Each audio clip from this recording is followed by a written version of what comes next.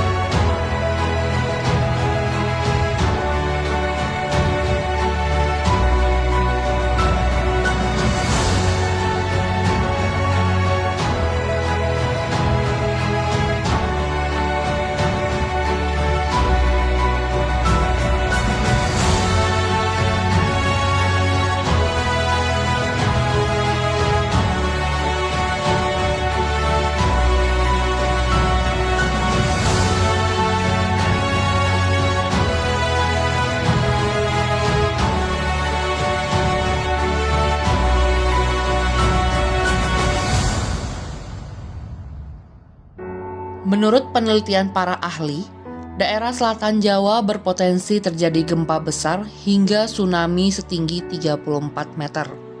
Kabar tentang adanya potensi ini tentu menimbulkan ketakutan di tengah masyarakat. Salah satunya adalah Anis Faisal Reza dan keluarganya yang tinggal di Desa Panggarangan, Kabupaten Lebak Selatan, Banten. Rasa takut tersebut kemudian membuat pria yang kerap disapa Abah Lala ini mendirikan komunitas masyarakat bernama Gugus Mitigasi Lebak Selatan. Jadi jauh sebelum DMLS, awal mula kegiatan itu dimulai dari rasa takut saya dan keluarga, istri dan anak-anak mengenai potensi gempa megatrust di selatan Jawa. Itu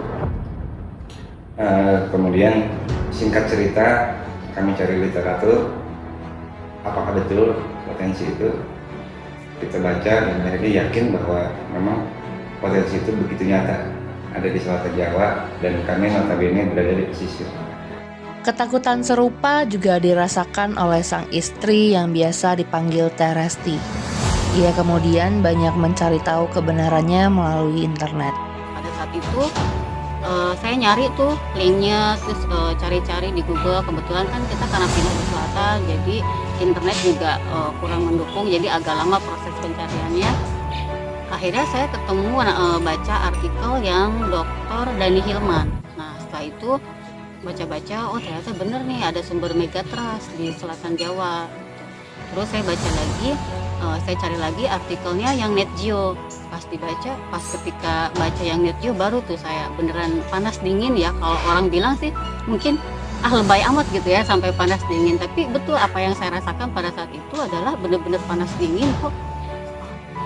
Terus kata saya pindah ke selatan ngadon tsunami gitu ya, maksudnya ya istilahnya mah nganterin nyawa gitu kan, pindah ke selatan gitu. Saya kan sebelumnya kan tinggal di Serang, terus saya kan orang Rangkas, jadi bener-bener gitu ketika ngedenger malam-malam itu suara deru ombak tuh bagi saya hal yang luar biasa, mencekam gitu. Jadi ketika ada isu ada tsunami itu buat saya itu sesuatu hal yang menakutkan.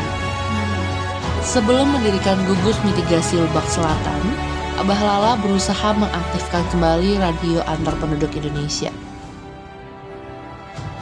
Ketakutan terus berlangsung, tetapi ini kemudian membuat saya ada pada satu titik bahwa ketakutan ini harus dikonversi menjadi sebuah upaya positif.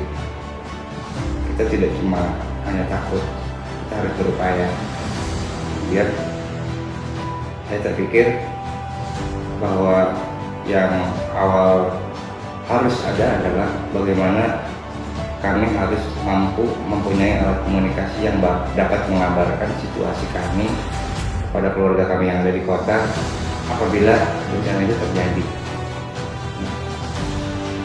Seluler di daerah selatan ini jaringannya kurang bagus, kemudian listrik juga kurang bagus. Nah, kami berpikir kalau bencana itu terjadi mesti listrik dan seluler ini akan mati. Nah, akhirnya ketemu satu solusi bahwa kami bisa menggunakan kembali radio komunikasi zaman dulu, radio HP dan radio citizen band dulu. Nah, 2016 saya dan teman-teman merintis komunitas radio antar penduduk Indonesia. Fokusnya adalah membuat jalur komunikasi, jaringan komunikasi darurat manakala terjadi bencana. 2017 alhamdulillah itu terbentuk, kemudian kami membangun beberapa antena pancar ulang relay agar kami bisa terus terhubung ke kota dan menggunakan energi panel surya, energi tenaga matahari untuk satu daya radio repeaternya. Nah, selesai di situ agak sedikit, tapi kemudian masih tetap timbul ketakutan. Setelah ini akan hanya radio komunikasi aja. Ketika kami berpikir, ketika kami mengkomunikasikan ke kota butuh waktu untuk datang ke sini membantu kami. Nah, selama menunggu itu kami harus berupaya mandiri melakukan penyelamatan kalau bencana. Nah, akhirnya ketika kemudian radio antar penduduk juga tidak bisa saya andalkan untuk keseluruhan kegiatan mitigasi, maka saya membentuk komunitas baru yang khusus di mitigasi, namanya Gugus Mitigasi Lebak. Setelah Gugus didirikan, seluruh keluarga Abah Lala turun mengambil peran sebagai relawan mitigasi. Awalnya ya saya doang, tetapi kemudian karena istri saya menjadi penyokong punggung saya di belakang, gitu ya, terutama bagaimana memuliakan tamu-tamu yang hadir di Kiara Payung ini, ya istri saya terlibat. Ya pada akhirnya ya sudah, saya libatkan saja di kerelawanan. Akhirnya istri bergabung ya, dengan perannya ya memang dia sebagai dapurnya BMLS. Nah, berikutnya anak saya yang paling besar, Lala menyatakan, "Papa, aku ingin gabung." Dan itu saya tanya juga, benar kamu mau gabung? Sebab kalau gabung itu tidak cuma dapat seragam doang, tapi ada kewajiban-kewajiban yang harus kamu dijalankan di Gugus. Dan dia sepakat, akhirnya Lala masuk. Jika kemudian Gugus mitigasi ini berkembang, kegiatannya semakin banyak, anak-anak yang datang semakin banyak, kemudian sudah punya tempat yang memadai sebagai sekretariat, sebagai kantor. Anak saya yang kecil akhirnya ngiri, ini kantor teteh bagus amat, gitu ya. Nah, lama-lama dia bilang, aku pengen gabung, gitu ya. Saya bercandain sama relawan lain, kalau mau gabung harus ada ini dulu, kamu harus sanggup jalan kaki 1 kilometer bolak-balik, siap nggak? Nah, dia akhirnya cerita ke saya bahwa kalau 1 kilometer itu jalurnya kayak gimana ya? Oh, itu dekat, dari sini ke sana balik lagi. Oh, kalau gitu aku siap. Emang kenapa Der? Enggak, aku syaratnya kalau harus gabung, kata bapak itu harus bisa jalan bolak-balik. Oh gitu. Jadi ada pengen gabung jadi relawan? Ya, aku pengen gabung. Oke, kalau mau gabung, kamu sekarang tiap hari bersihin command center, kamu nyapu dan sebagainya. Saya iseng sebetulnya, suruh itu, rupanya dia pandang serius sama Adel. Gitu. Dan dia betul nyapu tiap hari command center ini, ditanpa disuruh gitu ya. Makanya dia suka ngajak-ngajak, kalau bukain pintu command center, semuanya nyapu. Dan rupanya akhirnya saya lihat, oh betul nih anak umur 8 tahun ini benar-benar serius gitu pengen ikutan. Ya sudah lah, momentumnya ada. Selepas verifikasi lapangan UNESCO, ya dikasih sedikit kejutan, Adel untuk dilantik sebagai relawan. Merintis sebuah komunitas kesiapsiagaan bencana bukanlah hal yang mudah. Para relawan tak jarang diacukan dan ditertawakan oleh masyarakat. Namun karena kesungguhan hati, masyarakat pelan-pelan mulai mengerti dan peduli terhadap mitigasi. Mendapatkan respon-respon ditertawakan, dicibir, dan bagaimana, apalagi ngobrol dengan kalangan agama, kalangan adat, malah saya dijawab melalui isu bahwa urusan bencana, urusan takdir itu gimana Tuhan saja dan sebagainya. Nah, tapi saya menyikapinya sebagai sebuah tantangan. Ini mungkin menguji ketangguhan saya ke depan. Apakah memang saya bertekad untuk memperjuangkan ini, itu atau tidak. Akhirnya pelan-pelan selama 2021 kami terus bergerak, dan alhamdulillah satu demi satu masyarakat mulai ada yang mengerti, gitu ya, mulai ada yang mendukung, sampai kami akhirnya membangun satu komunitas gugus mitigasi Lebak Selatan. Bersama dengan keluarganya, Abah Lala yang juga dibantu oleh beberapa relawan lain seperti Ulung, Dayah, dan Wildan gencar melakukan kegiatan mitigasi di Desa Panggarangan. Fokus utama mereka adalah kegiatan Tsunami Ready dari UNESCO. Gugus mitigasi Lebak Selatan fokus pada kegiatan mitigasi, dan untuk tahap pertama kita fokus pada kegiatan tsunami ready. Indikator yang pertama adalah peta bahaya tsunami. Indikator kedua adalah data perkiraan jumlah penduduk beresiko di wilayah rawan gempa bumi dan tsunami. Indikator yang ketiga adalah inventaris sumber daya ekonomi, sumber daya infrastruktur, sumber daya politik, dan juga sumber daya sosial. Indikator keempat adalah peta evakuasi tsunami. Indikator kelima adalah papan informasi publik. Indikator keenam adalah materi sosialisasi dan kesiapsiagaan terdistribusi. Indikator ketujuh adalah kegiatan pendidikan dan kesiapsiagaan secara rutin. Indikator kedelapan adalah pelatihan tsunami secara rutin. Indikator ke-9 adalah rencana operasi kedaruratan tsunami. Indikator ke-10 adalah kapasitas operasional tanggap darurat tsunami. Indikator ke-11 adalah sarana atau peralatan penerimaan informasi gempa bumi dan peringatan dini tsunami setiap saat. Indikator ke-12 adalah sarana atau peralatan informasi gempa bumi dan peringatan dini tsunami setiap saat. Untuk mendukung penyelesaian 12 indikator tersebut, Abah Lala menyulap kediamannya menjadi pusat kegiatan mitigasi. Nah, ini command center kami, ya, pusat komando kegiatan mitigasi. Nah, itu ada tulisannya command center gugus mitigasi Lebak Selatan. Nah, apa aja isinya nanti yang kita bisa masuk. Nah, ini ruang meeting buat relawan-relawan untuk membahas kegiatan-kegiatan yang akan dilakukan. Kemudian di situ ada display papan informasi bahaya, tsunami. Ini ada peta zona rawan tsunami-nya, kemudian peta rendaman, kemudian di sini ada petunjuk-petunjuk yang bisa dipelajari, dan ini kita pasang di area publik juga di bawah. Kemudian apa saja langkah-langkah yang harus dilakukan, termasuk siapa saja yang terlibat di dalam kolaborasi kegiatan di Desa Panggarangan ini. Kemudian ini papan tulis dan layar ya untuk kita paparan. Ini juga papan peta bahaya tsunami yang dibuat oleh BMKG. Yang parkirkan di sini untuk ditunjukkan pada tamu-tamu. Dan yang terpenting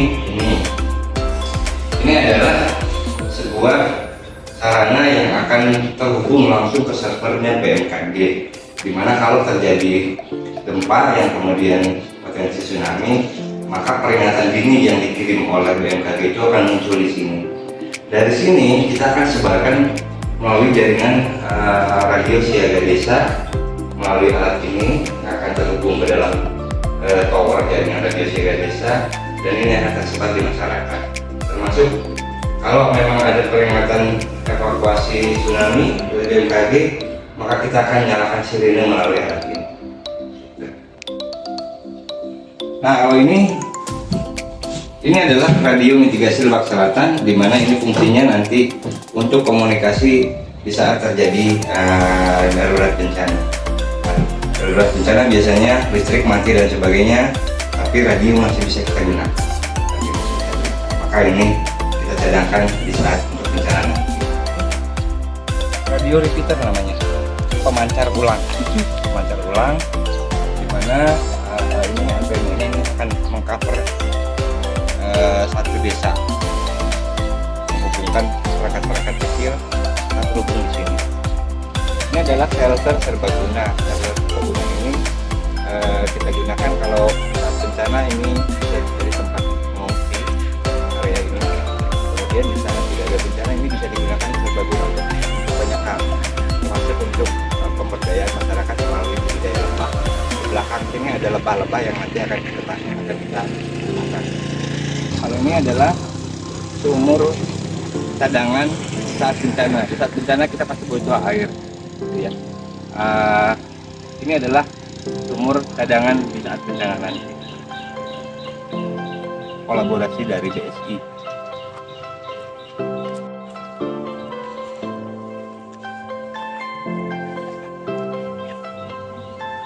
Kalau ini adalah kita lagi bangun fasilitas depot air dan KKN. Depot air itu fungsinya apa? Karena tadi kita bilang bahwa kita butuh air untuk pengungsian, tapi air itu juga kan perlu diminum. Nah, ini adalah proses tempat pengolahan air baku menjadi air minum itu di sini. Sebagai pusat kegiatan mitigasi, Rumah Abalala tidak pernah sepi dari kunjungan para tamu dan kolaborator. Ini perjalanannya berawal dari adanya ekspedisi Desa Tangguh Bencana Tsunami-nya BNPB. BNPB tahun 2019 melakukan ekspedisi dari Banyuwangi sampai Anyar. Mereka dari kota ke kota, dari tempat ke tempat, melakukan kampanye kesiapsiagaan mengenai potensi risiko tsunami. Salah satunya adalah di Bayah. Nah, pada saat ekspedisi ini ada di Bayah, ternyata BNPB membawa satu tim dokumentasi, di mana tim dokumentasi ini bekerja mengumpulkan kearifan lokal dari setiap tempat yang mereka datangi, yang kira-kira mereka mencari tahu apakah ada kearifan lokal yang terkait dengan perencanaan. Nah, ketika di Bayah, tim dokumentasi ini bertanya ke sana kemari. Waktu itu mereka bertanya ke teman-teman RAPI, Radio Antar Penduduk Indonesia itu. Mereka minta diantar ke sesepuh yang ada di Bayah. Kebetulan sesepuh waktu itu adalah paman saya. Cuma karena paman sudah sangat renta, kawan-kawan RAPI menyarankan untuk datang kepada saya. Akhirnya tim dokumentasi itu datang dan ngobrol, dan saya bercerita ya apa yang pengetahuan yang saya punya. Nah, dari situ berkembang, akhirnya silaturahmi. BNPB ini selepas ekspedisi di sana datang lagi membawa temannya Hitsma Foundation. Kemudian pada saat yang sama teman saya itu Pak Anugrah memperkenalkan saya dengan Dr. Rahman dari ITB dan LIPI waktu itu. Nah, akhirnya saya ada komunikasi dengan Dr. Rahman itu. Ternyata suaminya adalah Dr. Endra dari ITB. Nah, dilalah ternyata mudah sekali komunikasi itu dijalin. Yang ajaibnya ITB hanya dalam waktu singkat menyatakan mau membantu Lebak Selatan dalam menyiapkan diri menghadapi potensi bencana tsunami. Nah, Bu Rahma hadir, Pak Dr. Endra hadir, membawa bendera You Inspire Indonesia dan ITB, ya sudah akhirnya berkembang. Tidak lama setelah MOU dengan ITB, UMN menyatakan ingin melakukan kegiatan yang sama, membantu. Ya sudah akhirnya berkembang. Notabene hari ini ada 26 lembaga yang pernah hadir di Lebak Selatan membantu tsunami ready yang ada di Desa Pangkarangan. Dengan banyaknya dukungan kolaborator dan kerja keras Abalala bersama para relawan, 12 indikator tsunami ready akhirnya selesai. Desa Pangkarangan kemudian mengajukan diri untuk mendapatkan pengakuan sebagai desa siaga bencana kepada UNESCO. UNESCO kemudian melakukan verifikasi lapangan pada bulan September 2022 di Desa Pangkarangan. Verifikasi lapangan ini dihadiri langsung oleh Ardito, Kepala Indian Ocean Tsunami Information Center UNESCO Office Jakarta. Pertama-tama terima kasih sekali atas sambutan yang sangat mengesankan pada pagi hari ini. Sangat bahagia sekali melihat bagaimana budaya lokal itu ditingkatkan menjadi suatu wahana untuk intinya bukan hanya penyambutan tetapi juga menyampaikan berbagai pesan. Pesan pertama mungkin pesan keramah tamahan daripada teman-teman yang ada di sini. Pesan kedua tentunya perhatian yang besar terhadap pengurangan risiko bencana. Pesan yang ketiga mungkin juga bahwa nilai budaya itu sangat kuat sekali. Jadi saya sangat terkesan sekali dengan sambutan yang telah diberikan. Insya Allah kedatangan pada 2 hari ini sesuai dengan interest atau minat dari warga khususnya dari Lebak maupun dari Desa Pangkarangan ini untuk menjadi salah satu warga dunia yang siaga terhadap bahaya tsunami. Jadi melalui BMKG atau melalui yang kita namakan sebagai National Tsunami Ready Board, desa ini sudah mengajukan dan sudah diakui sebagai salah satu desa siaga tsunami di tingkat nasional, dan kemudian mengajukan untuk juga bisa mendapatkan pengakuan dari tingkat internasional. Kegiatan verifikasi lapangan berlangsung selama 2 hari, dari tanggal 14 September hingga 15 September 2022. Setelah melewati proses yang panjang, Desa Pangkarangan akhirnya resmi mendapatkan pengakuan secara internasional sebagai desa yang masyarakatnya siaga tsunami pada tanggal 26 November 2022. Tahun 2020 saya ketemu dengan Bu Dr. Rahma Hanifah dari ITB, dari LIPI, kemudian mengenalkan saya dengan program 12 indikator tsunami ready dari UNESCO itu. Sejak 2021 saya merintis kesiapsiagaan siaga tsunami ini di Desa Pangkarangan. Kenapa Desa Pangkarangan pilihannya? Karena saya tinggal di Desa Pangkarangan. Nah, 12 indikator kita kerjakan pelan-pelan, dan kemudian ya tahun 2022 ada verifikasi lapangan dari UNESCO, dan kemudian 2 minggu atau 3 minggu lalu kami dapat pengakuan bahwa masyarakat Pangkarangan ini adalah masyarakat yang mengupayakan kesiapsiagaan dari seluruh terhadap potensi risiko tsunami. Tapi itu bukan tujuan sebetulnya. Rekognisi itu bukan tujuan. Tujuan kami adalah bagaimana masyarakat betul-betul siaga menghadapi potensi risiko tsunami.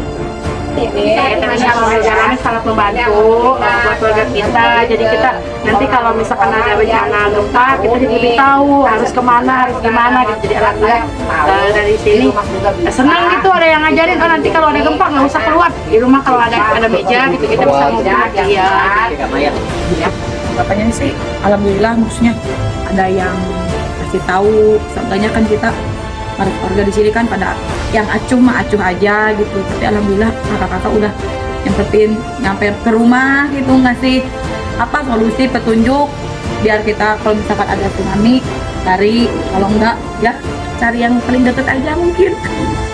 Alhamdulillah ya, salah satunya ya teman kita, rekan kita, tuan rumah ya, Bapak Ulung ya kan, Bang Ulung sudah banyak maksudnya memberikan arahannya khususnya mungkin kepada sekolah-sekolah, diadakan maksudnya nanti pertemuan-pertemuan sosialisasi kepada masyarakat gitu kan ya, memberitahukan bahwa potensi tsunami memang ya itu sangat dan harus dipersiapkan gitu kan ya. Mau tidak mau kan ketika maksudnya kita tinggal di gunung berarti potensinya itu longsor. Ketika kita dekat dengan pantai ya potensinya ya tsunami gitu kan ya. Ketika kita masih dekat dengan sungai ya potensinya banjir. Itu harus diantisipasi kan dari sekarang. Selanjutnya, fokus utama gugus mitigasi Lebak Selatan adalah resiliensi pasca bencana. Mitigasi itu ada pada level pra-bencana sebelum bencana terjadi. Tapi PR berikutnya adalah ketika masyarakat sudah siaga dan kemudian mereka ditakdirkan untuk selamat di saat bencana. Pertanyaan yang muncul kemudian adalah bagaimana masyarakat bisa selamat, bisa bukan selamat, maksudnya bisa bangkit kembali dari keterpurukan setelah bencana. Nah ini yang dinamakan resiliensi. Nah, 12 indikator yang ready sudah hampir semua orang dikerjakan dan kami sudah mulai sekarang merintis program berikutnya resiliensi masyarakat yang mau masyarakat bisa mampu melengking kembali dari keterpurukan pasca bencana nanti. Kita akan memprogramkan ketahanan pangan, ketahanan sosial, sama ketahanan ekonomi. Itu yang akan kami kerjakan. Untuk ketahanan ekonomi, ada program Desa Bambu yang sudah dimulai dengan dibentuknya Sanggar Kriya Bambu Lokacipta Nawasena. Ketahanan pangan adalah kita akan memberdayakan tanah-tanah yang istilahnya lahan tidur. Lahan tidur kita akan optimalkan dengan penanaman jenis bahan pangan yang akan kita simpan di lumbung-lumbung pangan yang ada di desa nanti. Kita akan bangun lumbung-lumbung pangan, kita penuhi lumbung itu, ya. Dan kelebihan dari pertanian dan peternakan nanti kita akan bagi-bagikan kepada masyarakat yang nah, sosial itu lebih ke bagaimana membangun kembali semangat kegotong royongan di masyarakat melalui kegiatan ketahanan ekonomi, melalui kegiatan ketahanan pangan, interaksi masyarakat. Kan dua hal ini akan dikerjakan oleh masyarakat. Mereka akan berinteraksi di situ. Pola-pola yang akan kita kerjakan, kita akan lakukan adalah pola gotong royong. Artinya semangat untuk saling berat sama dijinjing ringan berat sama dipikul, ringan sama dijinjing, ini akan kembali diusung di masyarakat. Harapannya dengan begini keeratan sosial akan timbul kembali, tidak seperti sekarang masyarakat banyak tapi berserakan. Ketika berserakan ini apabila ada sesuatu mereka akan sulit untuk saling berkait dan saling tolong. Perjalanan panjang gugus mitigasi Lebak Selatan hingga saat ini layak menjadi contoh bagi masyarakat Indonesia lain yang tinggal di daerah rawan bencana. Bencana sebetulnya yang jadi korban pertama adalah masyarakat. Artinya seyogianya masyarakat pula yang harus yang pertama kali menyiapkan diri untuk menghadapi. Masyarakat tidak bisa bergantung pada siapapun, termasuk pada pemerintah di saat bencana nanti. Pemerintah dengan kemampuan yang terbatas, dengan cakupan luas wilayah Indonesia yang begitu luas dan berpulau-pulau, ya tentu akan sulit. Kami berharap bahwa masyarakat mulai aware tentang bencana ini. Kita tinggal di Ring of Fire Pacific. Artinya bencana ini sewaktu-waktu bisa hadir. Ya. Apalagi di daerah Ring of Fire, gempa ini akan sering sekali aktivitas vulkanik. Kemudian siapa tahu nanti ada gempa yang berpotensi tsunami juga, gitu kan? Ya masyarakat tidak boleh berpangku tangan, karena ketika terjadi bencana semua akan menyesal kok. Kenapa saya tidak menyiapkan diri? Gugus mitigasi Lebak Selatan bahkan dijadikan contoh pembelajaran dalam kegiatan Tsunami Community Preparedness Training Course yang dilaksanakan oleh Pusat Pendidikan dan Pelatihan BMKG bersama dengan Ocean Teacher Global Academy. Peserta pelatihan yang berasal dari Indonesia, Malaysia, Thailand, Filipina, Seychelles, dan Bangladesh datang langsung ke Desa Panggarangan untuk belajar tentang kesiapsiagaan yang diupayakan oleh Gugus Mitigasi Lebak Selatan. Para relawan gugus mitigasi Lebak Selatan pun tidak pernah berhenti untuk belajar tentang mitigasi dan kesiapsiagaannya. Jadi sebetulnya mitigasi ini tidak lain adalah kemampuan dasar. Kemampuan dasar makhluk hidup, terutama manusia. Ketika ada challenge, ketika ada sebuah tantangan, maka manusia harus mampu merespon, harus menghadapi challenge ini seperti agar dia bisa melewatinya dengan baik. Teori challenge dan respon ini bahkan menjadi hal yang menentukan sebuah peradaban ini bisa berlanjut atau tidak. Nah, saya berharap anak-anak muda yang bergerak di mitigasi ini pun belajar mengenai itu. Artinya mereka belajar mengidentifikasi tantangan-tantangan hidup mereka juga. Apa tantangannya? Kemudian dia petakan potensi risiko yang saya hadapi menghadapi tantangan ini. Nah, kemudian dia respon dengan hal-hal untuk mengurangi risiko-risiko dalam hidupnya. Artinya, kegiatan mitigasi bencana yang ada di Lebak Selatan sebetulnya adalah sebuah ajang agar relawan pun mampu menjawab tantangan-tantangan kehidupan yang akan dia lewati fase demi fase. Masyarakat Desa Panggarangan sudah selangkah lebih maju untuk siap selamat. Bagaimana dengan daerahmu?